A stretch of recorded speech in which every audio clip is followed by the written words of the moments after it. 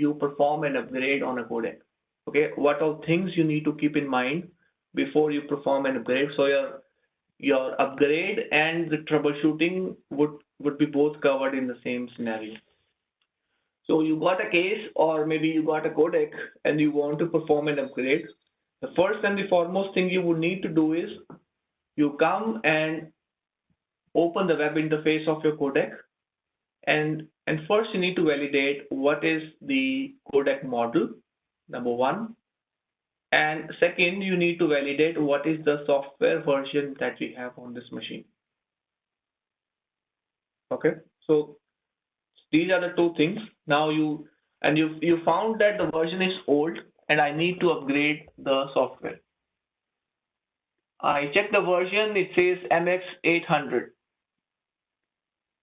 Okay, so the version says MX800. There are other ways to find the model also. You can go to settings.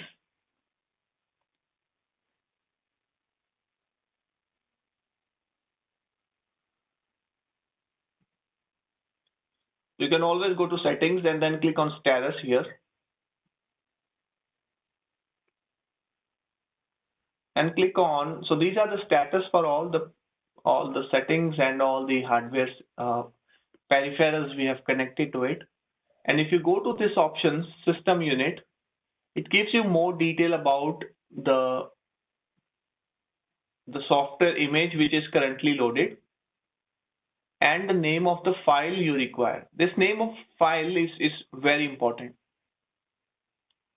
The reason why I want to bring this into your notice is because based on the software file, you will be able to fix a lot of customer cases. This name 52010, the first image that Cisco introduced was a 52000, and all the software which are now legacy, I'll copy it out.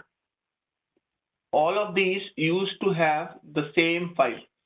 If you want to upgrade any of these codecs, if you have this file, you can simply go ahead and upload it on the web interface and the upgrade would be successful. When I say this file is just a starting of the file name, it's just a code or it's just a type of file. When you search online, if you go to Google and search for C60 software download,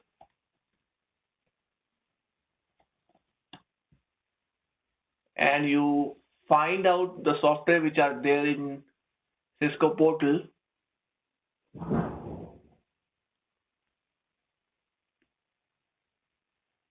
this is the name which I am referring to. So software for C series, EX series, MX series, and it says not G2. Because it says not G2 is because the codec inside a G2 is SX20. G1 is C20 that we just discussed few minutes ago. All of these codecs will use the same file name. It's an identification for the file. And then followed by TC, which is a 10-bug codec, followed by 7_3_12. This is a version 7.3.12. And .pkg is the software package that we use on codec, which codec understand. That's the naming convention of TC software, which looks like this. This is an encrypted software.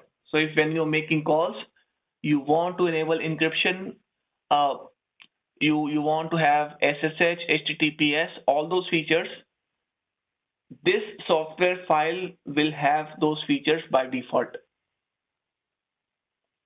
Okay.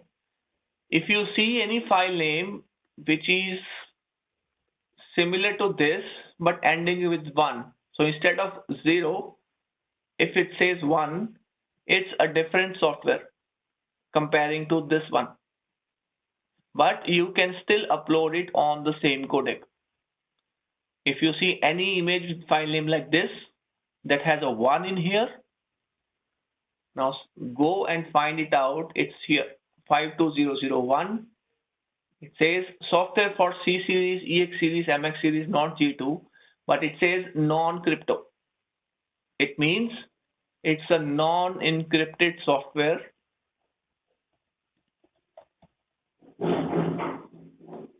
Okay. This software does not allow any encryption on the calls. So if you want to make encrypted calls, you cannot do it. Your signaling could not be encrypted. Your media, the file, the packets that you send would not be encrypted. In China and Russia, their government does not allow encrypted data. They want it unencrypted. So these two countries, you will find this software mainly on their codecs.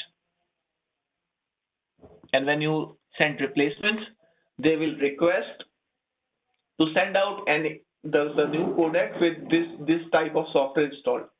They would not use this software in their environment.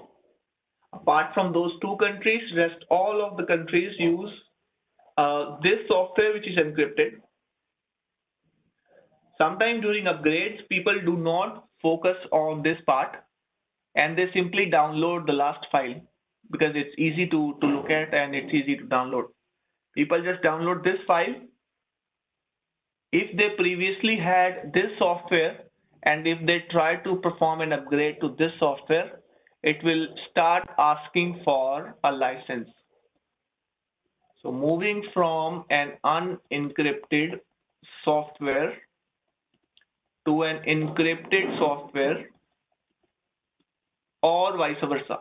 If you have an unencrypted software running right now and you move to an encrypted software, or from encrypted to unencrypted, it will ask for a release key.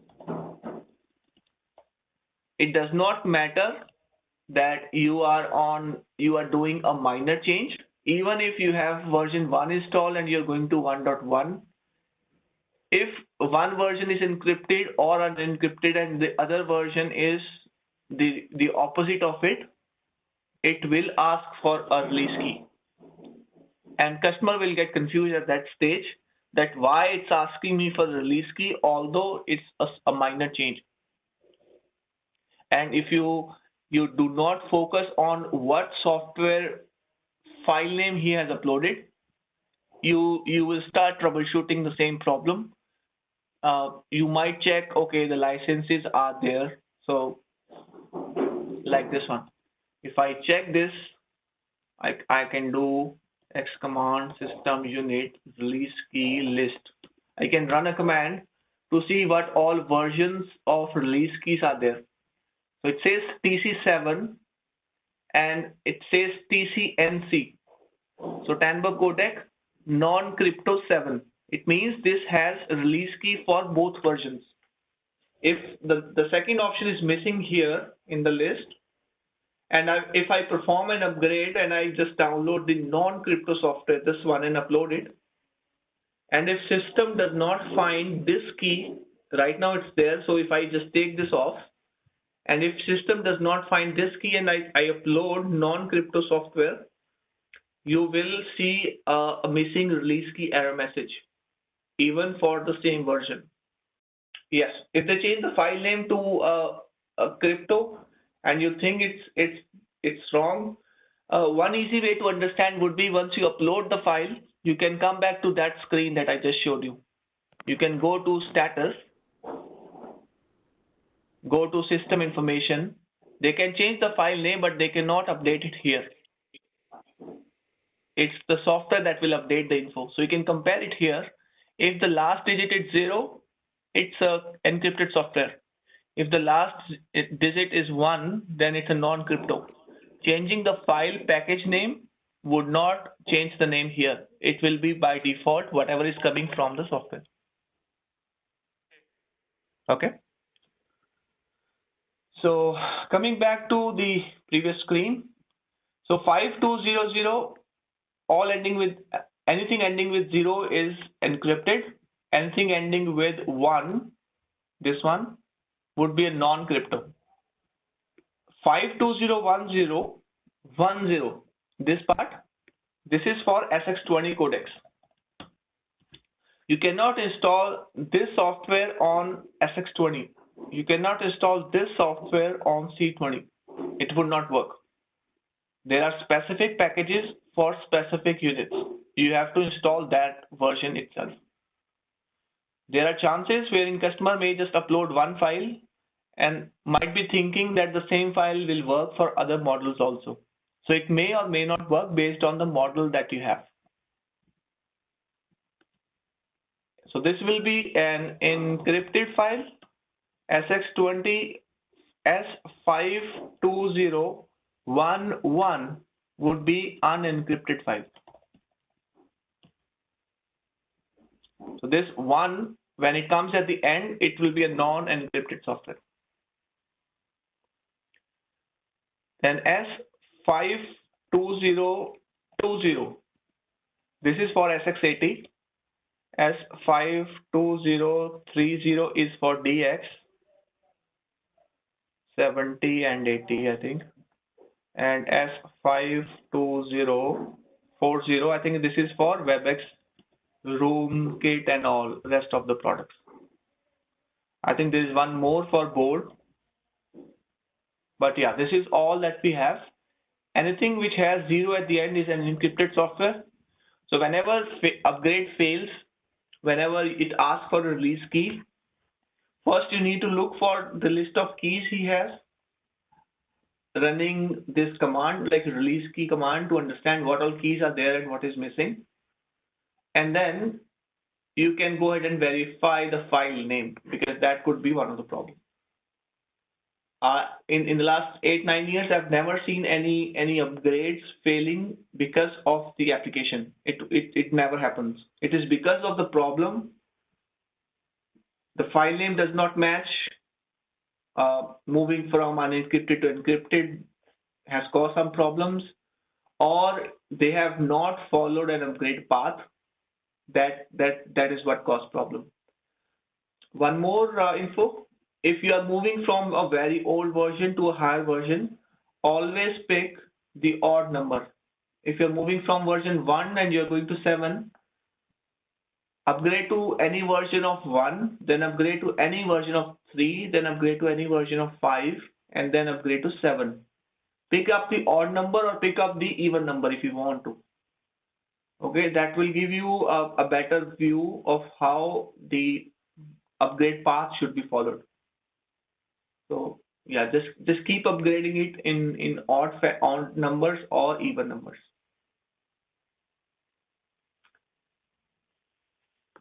So yeah, this is one thing. This concept of encrypted and non-encrypted softwares was valid till version TC 7.xxx. So any codec which is running TC 7.xxx will still have this feature of encrypted and non-encrypted. One exception to this is SX20 codec, because that's the only one which have been moved from TC to CE. This version still has 2 software packages available, encrypted and non-encrypted. Rest all were codecs which are SX10, SX80, MX, these all, or the new ones, RoomKit and all. Now there is only one software for new codecs. So Cisco said, let's not have 2 different softwares. We'll have only one software, and we have a configuration that will enable or disable encryption. They said, let's not confuse between different softwares. We will enable or disable this feature by running a config. There is a license key for this config. There's a key which is required to enable this configuration. Otherwise, it will be disabled. So if you get a codec, you don't have this key, it will be a non-encrypted software. You install that key and then you can enable the feature of encryption. and then it becomes an encrypted software. This is the concept we have for new generation models. Okay. So if I give you a detail, like right now we saw there's a software for C and there's a non-crypto software here. If I go ahead and search for maybe FX80 codec software download,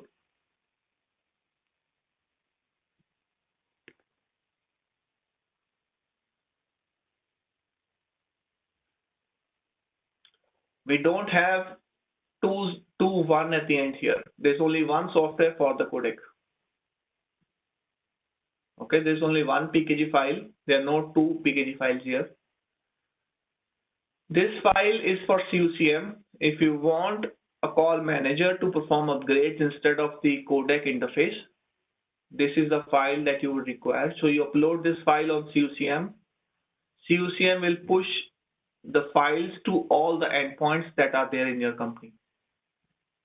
We use this software to perform upgrades from the codec web interface.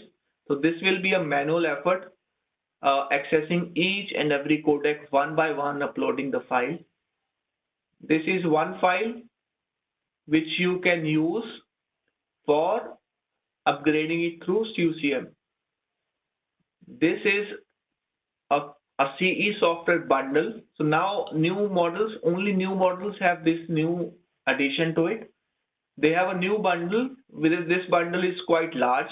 So if you see, this is a 328 meg file. This one is a 1.5 gig file. So 1500 MB file, almost 5 times this size.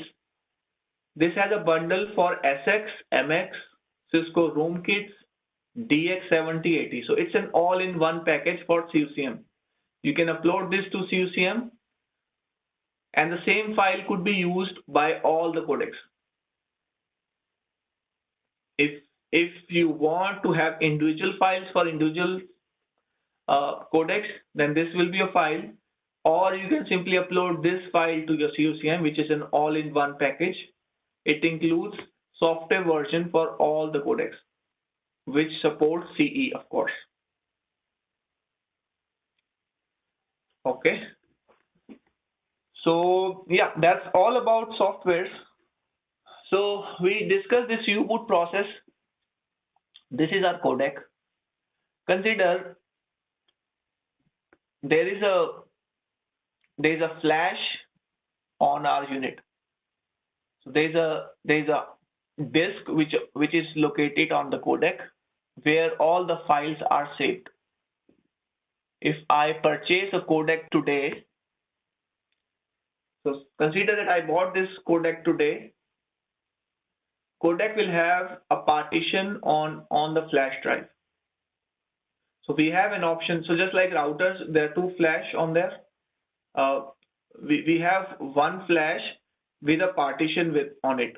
So it's one disk with a partition, and Cisco or Tanberg allows to have one image in here and another image in here. You can have up to 2 images uploaded on your codec. This process helps to recover the system if in case it goes down. It also helps to recover or go back to the previous version in case you find any problems right after the upgrade. I need to install TC7 version on my unit. What I need to do is, first I need to look for the model, I need to look for the package, and then I'll download the file. I'll go to cisco.com, download the file which is required. I'll cross-check if I need a release key. So guys, do I need a release key when I go from TC6 to TC7?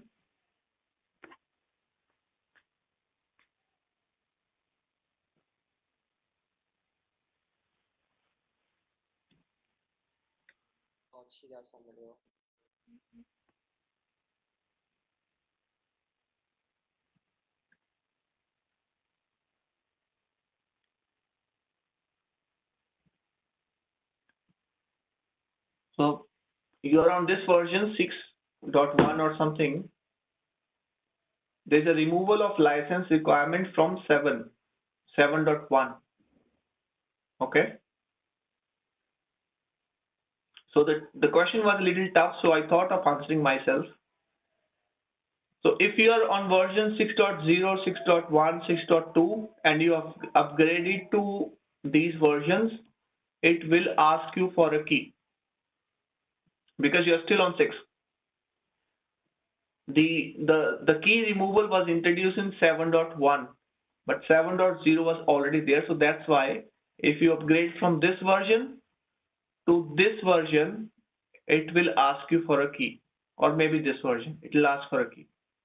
If you are on 6.3, because when 7.1 was introduced or was released, they removed this option. They also introduced 6.3 version of 6. So TC 6.3 was introduced along with 7.1, and if you go from 6.3 to 7, it would not ask you for a release key, because when they introduced this version, they plan to remove the key. At that time, they also introduced 6 version also, because some people keep using the old versions. Whatever bug fixes or whatever vulnerabilities they remove from this, they have to fix it on the old version also. So they keep updating the last version as well. And in this, they mention that future upgrades would not require a key. Okay, so just a small hint. Whenever you go from 6.0.1 or 2 or 6.2, it will ask you for a release key. If you go from 6.3 to anything higher than 7.1, then there is no requirement for a release key. Confusing? Do you want me to repeat that? Anything you have in mind, just let me know. How about go from 6.0 to 6.3?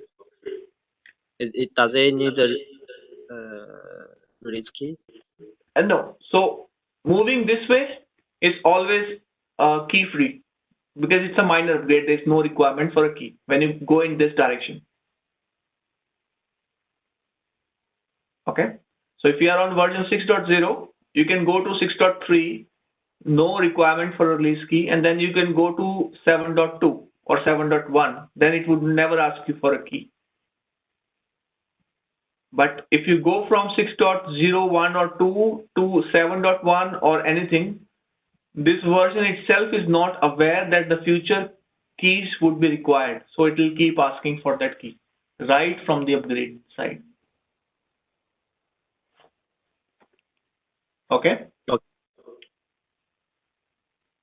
So either you can go to 6.3, which is a license-free version that does not ask for license, and then you can upgrade. But remember, if you go from 6.3 to 7.0, 7.0 will start asking for a key, because at that stage, there was the key release key option was a requirement at that stage. You have to go from 6.3 to anything higher than 7.1. After removal of these license requirement, you move from 7.36 to 8 or CE9. Our codecs never ask for a release key. Okay, so make sure release key is there till version 7. Anything higher than that would never ask you for release key. We don't have a concept of release key from CE8 version.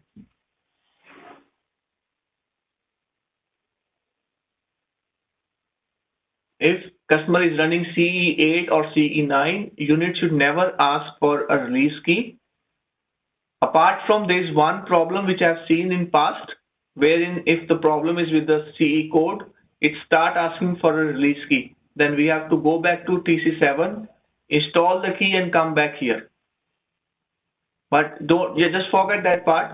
Just remember that if you're on 7, then you need a release key. Once you upgrade to 8, you never require a release key after that. Okay, so yeah, this is one thing I wanted to highlight. So going back to what we were discussing. So I got a new codec running TC6 and I want to upgrade the version. My target is to get to CE9. I will first need to install TC736. In order to do that, first I will download the file for TC736. So I will go to cisco.com, or I can simply search for it, SX80 software download. Search for the download option, which is this one. I think we already have it here. Oh yeah, this is the page. Then I'll look for my release. There are two sections here wherein it has all release option, and the second is deferred.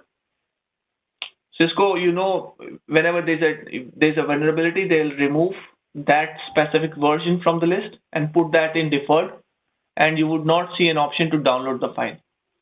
You would need to find one of the available releases. If there's a bug fix or if we have to perform a step upgrade and customer require that version, although it's deferred, we can provide them. There are ways I can get file for you, which is not available on cisco.com. We can share that, but we can tell them the instructions or the precautions, because such files have been removed from cisco.com and we do not recommend customer to keep that version on their units. So they can use it for the upgrade, but they can just move it from that version on. They can use it as an intermediate, but make sure they do not keep running the vulnerable version. We do not support it, so they should not support it as well.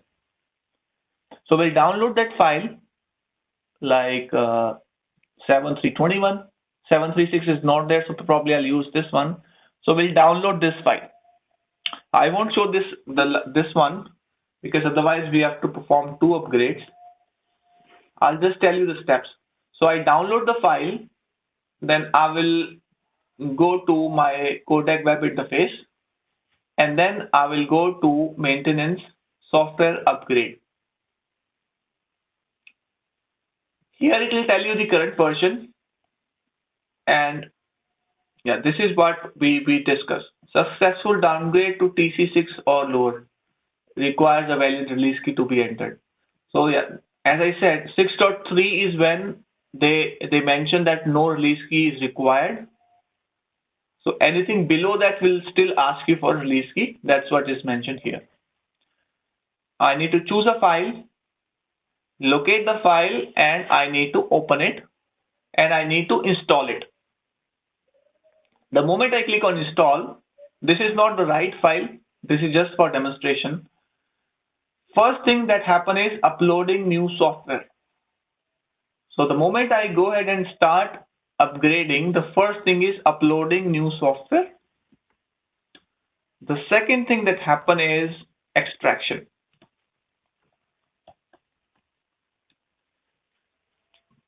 So I go ahead and upload the file. The file which is at my desktop, our codec will upload that file onto one of the folders, which is a temp folder.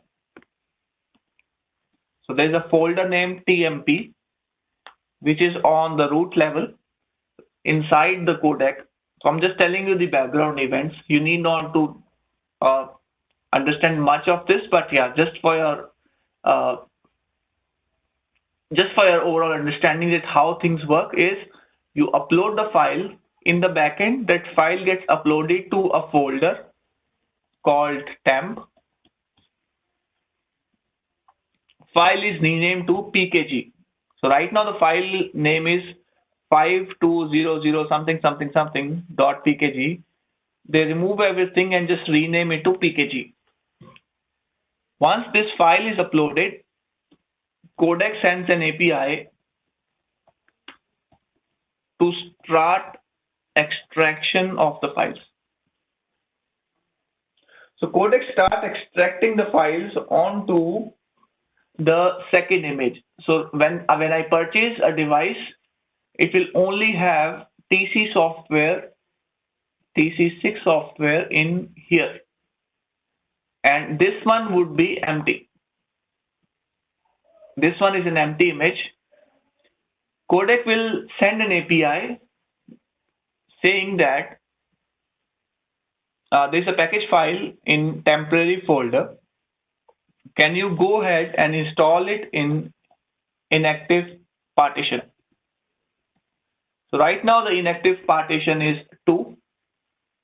Codec will start extracting this PKG file we uploaded onto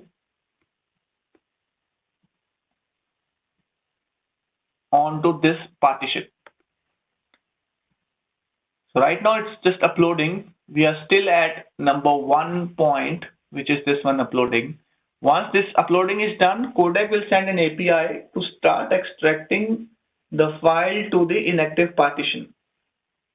Once the extraction is done, Codec is going to reboot, and before it reboot, it will make partition 2 active. It will make sure that after the reboot, we want, because customer has upgraded, they want the new version to be active. They will make this partition active and this one inactive. Okay, so this one will be inactive and 2 will become the active image. Now we will have 2 images, number 2 and number 1, and this one will be the active image of running TC736. Once your codec boots up, it will look similar to this.